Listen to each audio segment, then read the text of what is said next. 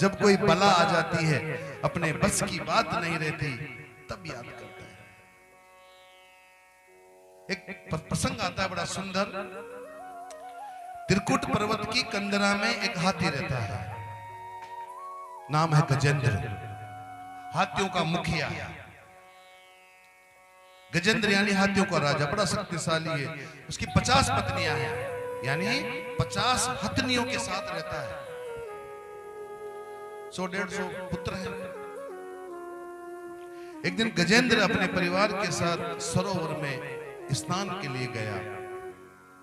सरोवर के अथाह जल में अपने परिवार के साथ गजराज जल क्रीड़ा कर रहा है। कैसे? सूंड में पानी भर के निकालना, फंवारी की तरह चलाते हैं हाथी, बड़ा क्रीड़ा कर रहे हैं पूरे परिवार के साथ में, 50 हथनियों के साथ में गजेंद्र। तभी एक ग्राह ने आकर के गजराज का पांव पकड़ लिया। हाथी ने सोचा कोई छोटा मोटा जीव होगा, पांव को हिलाया। जब पांव नहीं हिला तो हाथी ने देखा, बोले कोई छोटा मोटा होगा तो अभी निकल जाएगा। कुछ ही देर में उसको लगा कि मेरे शरीर से रक्त कम होता जा रहा है, कोई रक्त का शोषण कर रहा है, मेरी शक्ति क्षीण हो रही है।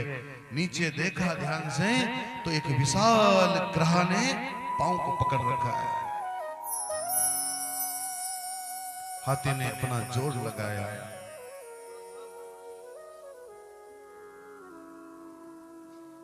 हाथी ने अपना जोर अपनाया, ताकत लगाई, ग्राह ने पांव नहीं छोड़ा। गजेंद्र की आंखों से आंसू आने लगे, बदन टूटने लगा। ऐसा लग रहा है जैसे कोई शरीर शीतल पड़ता जा रहा है। गजेंद्र को अपनी शक्ति पे बहुत अभिमान था, अब अहंकार चूर चूर होने लगा है। गजेंद्र ने अपने पुत्रों से कहा, अरे मेरी रक्षा करो, मेरी मदद करो। पत्नियों से सहायता मांगी, तब सब हथनियों ने सूंड मिला करके गजेंद्र को बाहर निकालने का प्रयास किया। बहुत खींचा, लेकिन गजेंद्र बाहर नहीं आ पाया। तब पत्नियां और बच्चे छोड़ के चले कि बोले अब आप तो मरोगे मरोगे, साथ में हमें भी ले मरोगे, इसलिए हम तो चले। पत्नियां और बच्चे छोड़कर चले गए। गजेंद्र रो रहा है, अरे तुम कहां जाते हो? मैंने पूरा जीवन तुम्हारे लिए लगाया है, मेरी सहायता करो, मेरी रक्षा करो। सब चले गए। गजेंद्र रो रहा है, मन में सोचा मैं कितना ना समझता। अरे जिनको अपना मानता था, आज वह मेरे संकट में मेरा साथ छोड़ के चले गए। अब जब मेरे अपने ही सहायता नहीं कर रहे, मुझे छोड़कर चले गए, तो मैं संसार से कहूंगा तो मेरी सहायता करने कौन आएगा? कौन आएगा? हाथी ने आंखें बंद कर ली। ग्राह खींचता जा रहा है। गजेंद्र ने रोते हुए सूंड उठाई, क्योंकि हाथी डूब चुका है। सूंड उठा करके भगवान को याद किया, स्तवन किया। हाथी ने जो श्लोक पढ़ा ना, उस श्लोक का नाम है गजेंद्र मोक्ष।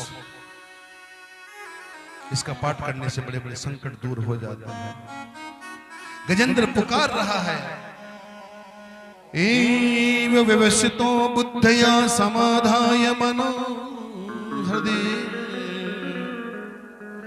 जपत परम जाप्यम प्राग जनमन्य शिक्षितम्।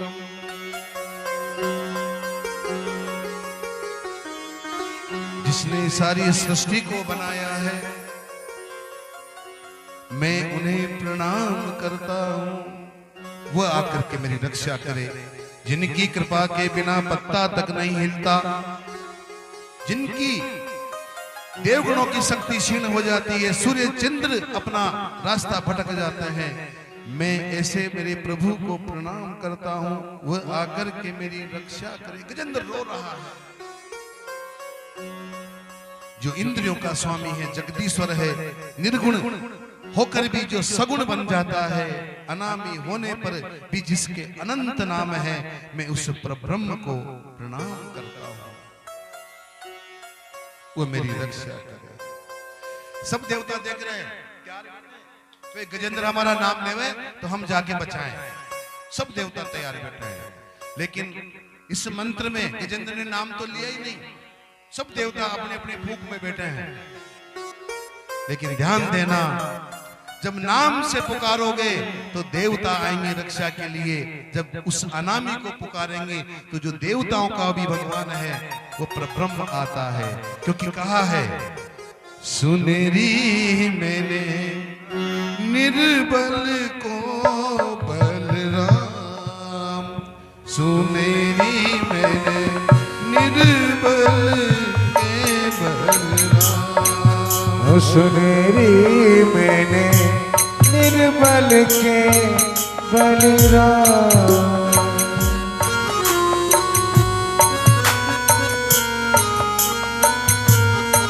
सौर किशोरी कृपा ते सब बल, सौर किशोरी कृपा ते सब बल, हारे को हरि नाम, हारे को हरि नाम, सुनेरी मैंने निर्बल के बलराम।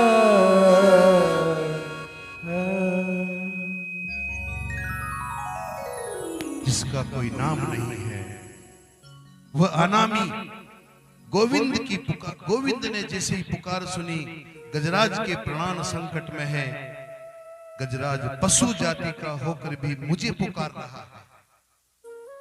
हाथी पशु जाति का है, पशु जाति का है गजराज, फिर भी मुझे पुकार रहा है। किसी देवता से अर्जी नहीं की, सबको छोड़ दिया, कितना भरोसा है। लेकिन आज मैं बचाने नहीं गया तो ये डूब जाएगा। भगवान ने गरुड़ से कहा, जल्दी चलो, गजेंद्र को बचाना है। गरुड़ ने सोचा कि मेरे बिना भी भगवान का काम नहीं चलता, जल्दी जाना है तो मेरे से कह रहे हैं, मैं भी, हाँ, ये अभिमान। जहां शीघ्र पहुंचना होता है वहां मेरी जरूरत पड़ती है। त्रिलोकी के नाथ को उड़ा करके ले जाना कोई छोटा मोटा खेल थोड़ी है। इतनी शक्ति मुझ में है, अभिमान हो गया। भगवान ने सोचा गजेंद्र को तो बाद में बचाएंगे, पहले गरुड़ को बचाना पड़ेगा, क्योंकि जिसको अभिमान हो गया उसका नाश निश्चित है। गरुड़ भी सेवक है भगवान का, बोले गजेंद्र को बाद में बचाऊंगा, पहले गरुड़ को बचाऊंगा, क्योंकि अभिमान रूपी ग्रह ने गरुड़ को पकड़ लिया है। भगवान ने गरुड़ को कहा, गरुड़ आगे तुम। भगवान ने चट्टी उंगली गरुड़ के ऊपर रखी, बोले गरुड़ तो चलो उड़ो। बोले भगवान आप भी क्या मजाक करते हो, उंगली रख के उड़ो, तुम बैठो तो सही, पहले मजाक करते हो आप। भगवान ने कहा कि आज मेरा बैठने का मन नहीं है, केवल आज मेरी उंगली को ही उड़ा के ले चलो बस। गरुड़ फड़फड़ाने लगा, टस से मस नहीं हुआ, हिला भी नहीं, हिला भी नहीं। गरुड़ पसीने पसीने हो गया, गरुड़ उड़ भी नहीं पा रहा। तब गरुड़ का अभिमान चूर चूर हो गया।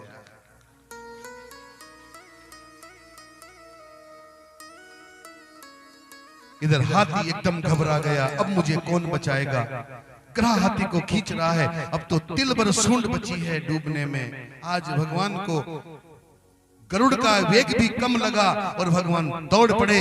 गजेंद्र ने जैसे ही नारायण को आते हुए देखा, तुरंत कमल के फूल को तोड़ा और गोविंद के चरणों में अर्पित कर दिया। नारायण अखिलो गुरु भगवान नमोस्तुते। भगवान ने गजेंद्र की सूंड को पकड़कर खींचा, साथ ही ग्रह को भी खींच लिया। दिव्य सुदर्शन से ग्रह का सिर काट दिया और गजेंद्र ने भगवान को याद किया। भगवान ने आकर कल्याण कर दिया। देखो, भगवान के हाथों बचना भी मुक्ति है और भगवान के हाथों मरना भी मुक्ति है। अब ग्राहक को पहले मुक्ति मिली, क्योंकि किसको मिली पहले मुक्ति? ग्राहक को। क्यों मिली? क्योंकि हरि भक्त का पांव पकड़ा है। गजेंद्र भगवान का भक्त है और ग्राहक ने किसका पांव पकड़ा है? हरि भक्त का, गजेंद्र का पांव पकड़ा है। तो भगवान ने पहले मुक्ति किसको दी?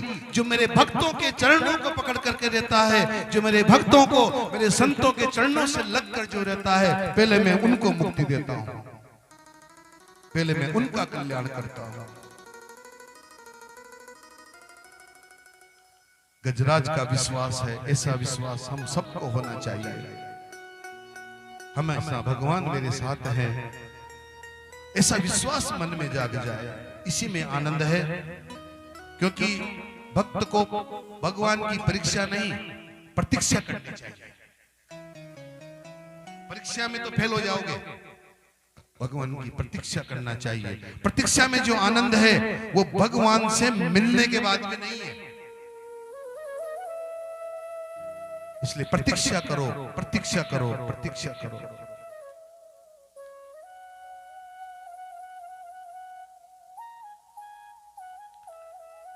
दुर्वासा जी एक बार भगवान के धाम गए थे।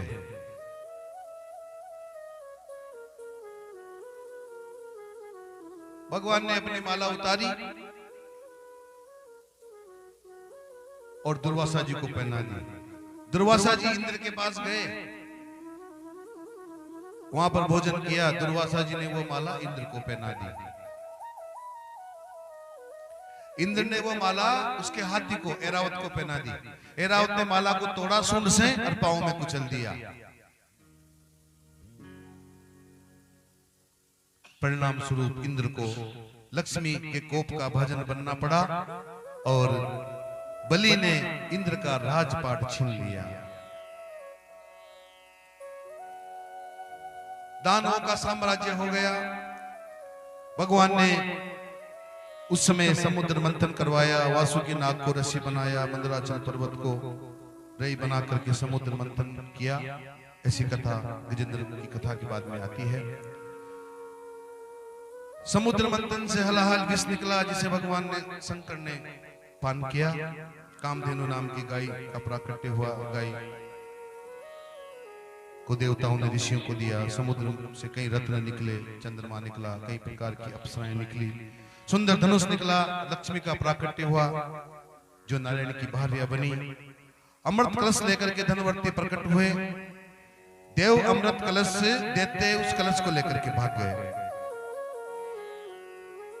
भगवान मोहिनी रूप में आए और सभी देवताओं को वो अमृत